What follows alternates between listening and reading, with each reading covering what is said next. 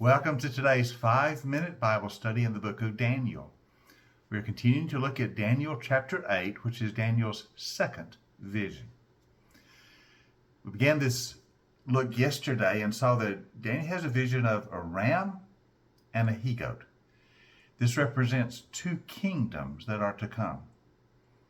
The first kingdom, represented by the ram, is that of the Medes and the Persians. And then that is followed by the goat, which is the second kingdom, the Greek kingdom, under Alexander the Great. Now we can be certain of these identifications. We can be certain of our interpretation. Because in Daniel chapter 8, the last half of the chapter, Gabriel comes to Daniel and interprets the dream for him. Makes it very easy for us. Notice what Gabriel says in verse 20 of chapter 8. The two-horned ram that you saw represents the kings of Media and Persia. The shaggy goat is the king of Greece. And the large horn between its eyes is the first king. First king, of course, of Greece was Alexander the Great. Now, going back to verse 8. After the Greek Empire is established, Daniel's vision lets him know something remarkable is about to happen. Verse 8. Now the goat became very great, but at the height of its power, the large horn was broken off. And in its place, 4 prominent horns grew up toward the 4 winds of heaven. Now what does this mean? Alexander's empire was suddenly in the world. It was a rapid expansion as his Greek army destroyed the Persians and established an empire unlike any the world had ever seen up until that point. But just as the height of its power was reached, Alexander died. He died suddenly and unexpectedly. The large horn was broken off. What would happen to Alexander's empire? Well, Daniel saw in the vision that 4 other horns would grow upon the head of the goat. That refers to 4 kingdoms that will come out of Alexander's Greek empire. Again, Gabriel interprets this for us in verse 22. He says the 4 horns that replaced the 1 horn that was broken represent 4 kingdoms that will emerge from his nation, but will not have the same power. After Alexander died, there was no one to really assume the leadership of the vast empire that he had established. Now what happened was that 4 of his generals, they all vied for power. They'd all been generals under Alexander, but now they all struggled for power.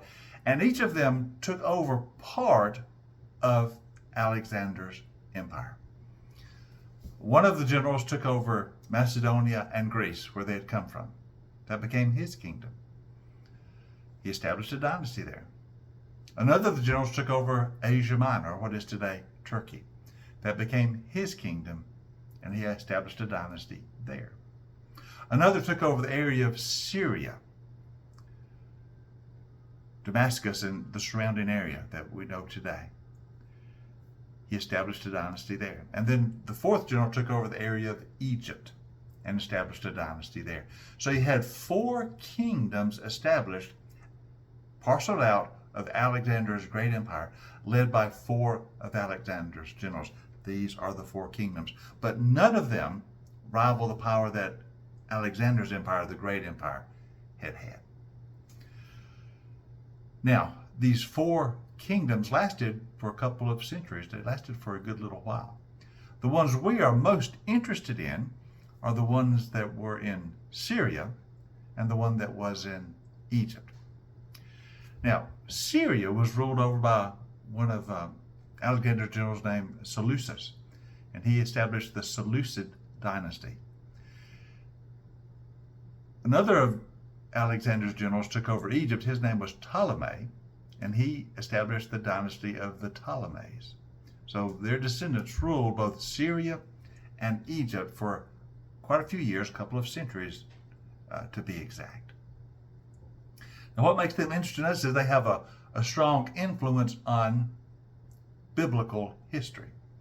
For you see, the Seleucid kingdom was in Syria, the kingdom of Ptolemy was in Egypt, and right between Syria and Egypt is Canaan, Israel, the biblical land.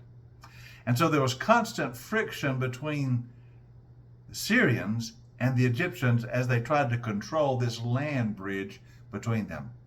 Sometimes the Seleucids from Syria would be in control of the area of Israel. Sometimes the Ptolemies from Egypt would be in control of the land of Egypt. But they were constantly fighting over the land. Now, the next part of the vision, which we'll look at tomorrow, Daniel begins to talk again about the little horn, a king that will come and oppress the people of God. The little horn was referred to in chapter 7, and now it comes back again in chapter 8. And what we're going to see tomorrow is that this little horn is one of the kings of the Seleucid dynasty.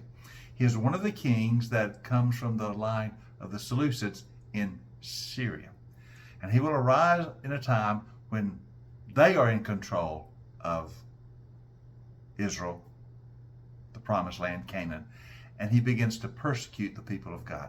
So we're going to look at that little horn tomorrow, one of these Seleucid kings, and his persecution against the people of God.